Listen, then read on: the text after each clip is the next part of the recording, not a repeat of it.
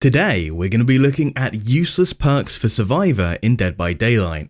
With a whopping 98 perks for survivors at the time of recording this, and new perks being added on top of that each time a new survivor is released, it's inevitable that there will be some useless perks.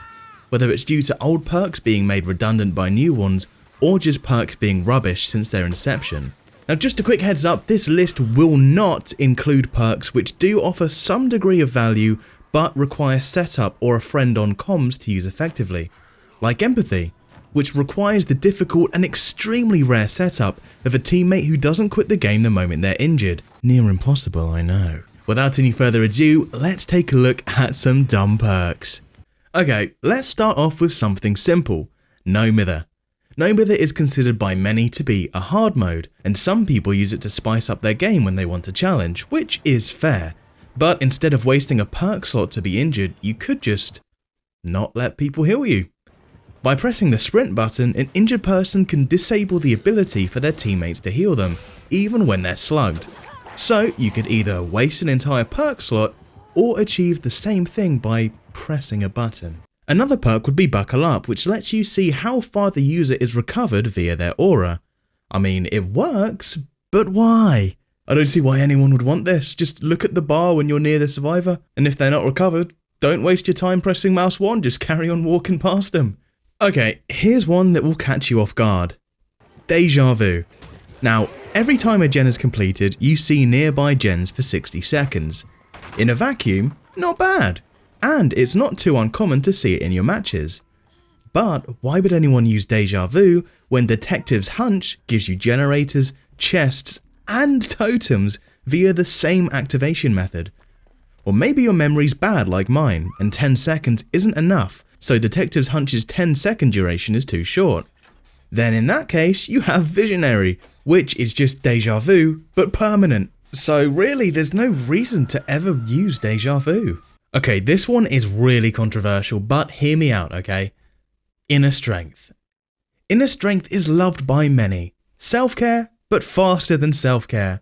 It's better self-care. Or is it? Healing yourself with self-care takes 32 seconds, whereas Inner Strength only takes 8 seconds.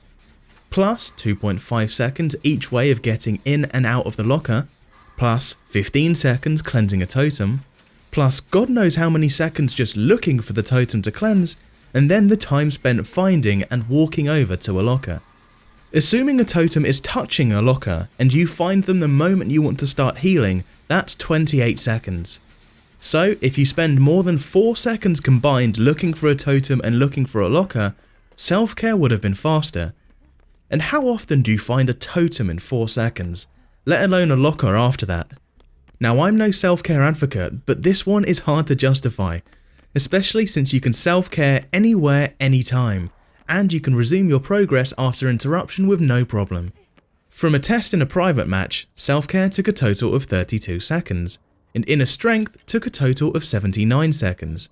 Of course, this is a sample size of 1, but it goes to show just how quickly these seconds can rack up. Without the time spent looking for totems, that's 15 seconds to cleanse, and 13 seconds to slow enter, Inner Strength, and exit a locker. That is 28 seconds. So you have 4 seconds to find a totem, or else self-care is better. And once again, how many times have you found a totem in 4 seconds? On top of this, if you run out of totems you can't use the perk anymore, and there's only 5 totems per match, and with boon totems coming in, there's going to be even less cleansable totems, assuming your teammate boons them, so this perk is even less desirable now. Okay, let's go back to ones that are hard to argue about. Off the Record. Now to be honest, I'm sure most of you don't even know what this perk does. So, just to clarify, when you've been hooked, Off the Record activates for 80 seconds. Whilst it's active, your aura will not be shown to the killer, and your grunts of pain are reduced by 100%. That's it.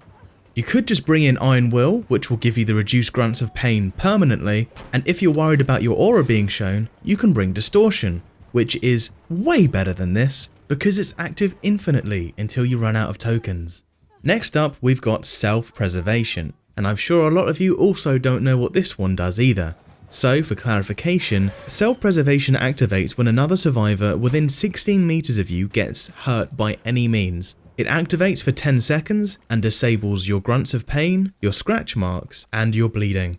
Now I've got to admit, at first glance, this one actually doesn't seem too bad. Disabling grunts of pain, scratch marks, and blood is actually really useful, but it's when you take into consideration the very short duration of 10 seconds that you realise this perk just isn't ever really worth a slot. To be fair, I don't think it would take much in terms of buffs to make this perk actually quite nice, but we'll see if that ever happens. The next one we're talking about is Wake Up, and I'm sure a lot of you do know what this one does. It lets you see the auras of exit gate switches from pretty much infinitely away, and it allows you to open gates 15% faster. Now unfortunately, this perk is comparable to a lot of killer perks where, in theory it's quite nice, but the numbers are just far too low to be worth a pick. For reference, 15% of 20 seconds, which is how long it takes to open a gate, is 3 seconds. For an entire perk slot, you get 3 seconds off of an exit gate. No secondary effects, no nothing to make this worthwhile, just 3 seconds off a gate. Now there are some very rare scenarios where those 3 seconds can be the difference between life or death, but it's so rare that it's just not worth the slot. They can easily buff this perk, they can literally double the effect and it will still be fair because it's only one time use per game, and at that point the survivors have probably already won. I think they could even more than double this to be fair, but obviously we don't want to push our luck. Let me know what you think about this perk in the comments below, guys. And let's round this video off with Lightweight. Now this one isn't as bad as others on the list, because it's actually a fairly high number if we put it percentage wise. So Lightweight makes your scratch marks disappear 3 seconds faster, which by default is 10 seconds, so that's technically a 30% value here, which is pretty nice. Now the issue is that although these scratch marks are going to disappear faster, the chances of it actually benefiting you in any way, shape or form are very low. The killer has to be at a very specific distance for this to confuse them. You know, 9 times out of 10 they're going to see your scratch marks beyond that because they can see to a good distance. Unfortunately, Lightweight's just one of those perks where it either needs to be buffed to the point of being very annoying for killers, or it's just outshone by other perks like Dance With Me, for example. Lightweight's one of those perks where they can't really buff it, they pretty much have to rework it, because if they make this too high in value, the game's going to become so annoying for killers, it's going to be a nightmare. But, of course, anything lower than that annoying value is just useless for survivors. So honestly, I feel like this perk should just be reworked entirely. What rework would you like to see Lightweight have? The first thing that comes to mind for me would be like a 0.5% movement speed boost, but even that would still make it the most used perk in the game, so well, I don't know, man.